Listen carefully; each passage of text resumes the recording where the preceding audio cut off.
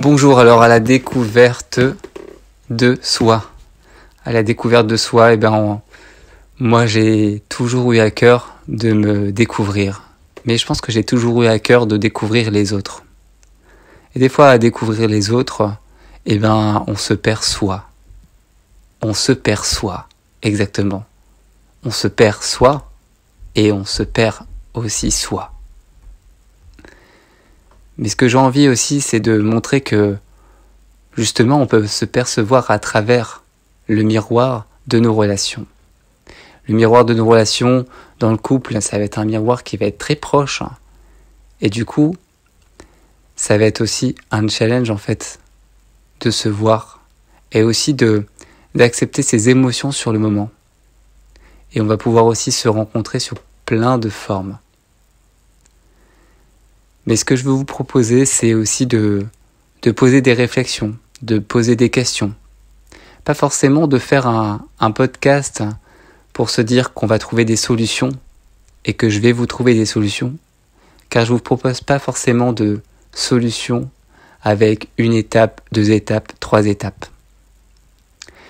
L'idée, c'est, je pense, que la solution est en vous.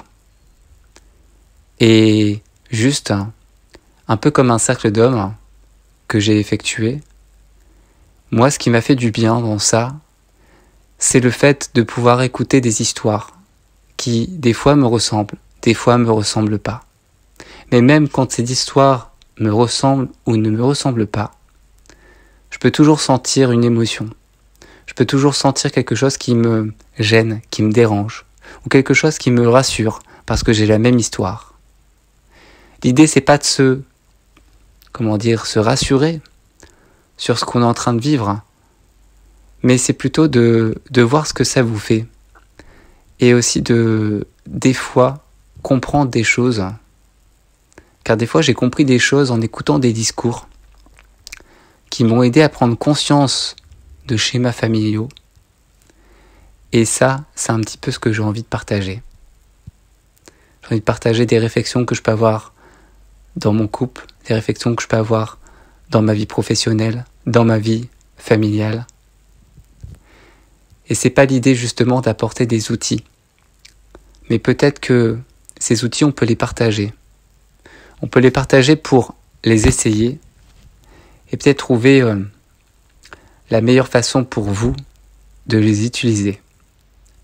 Parce que je pense qu'il faut aussi trouver la cadence, trouver son propre rythme. Parce que des fois, je vois énormément de vidéos sur Internet et je pense que des fois, le rythme qu'on propose n'est pas mon rythme à moi. Et mon rythme à moi n'est pas forcément le rythme des gens que je vois et que j'aimerais être.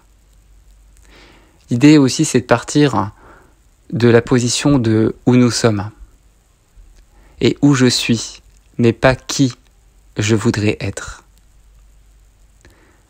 Donc, la question, c'est qui vous êtes quand vous regardez votre famille. Quand vous regardez votre famille, qu'est-ce que vous retrouvez en vous, que vous aimez, et qu'est-ce que vous n'aimez pas? Qu'est-ce qui, dans votre vie, vous fait défaut? On va partir sur cette question-là, sur cette réflexion-là. Parce que moi, d'expérience personnelle, il y a plein de choses que je vois que je n'aimerais pas être.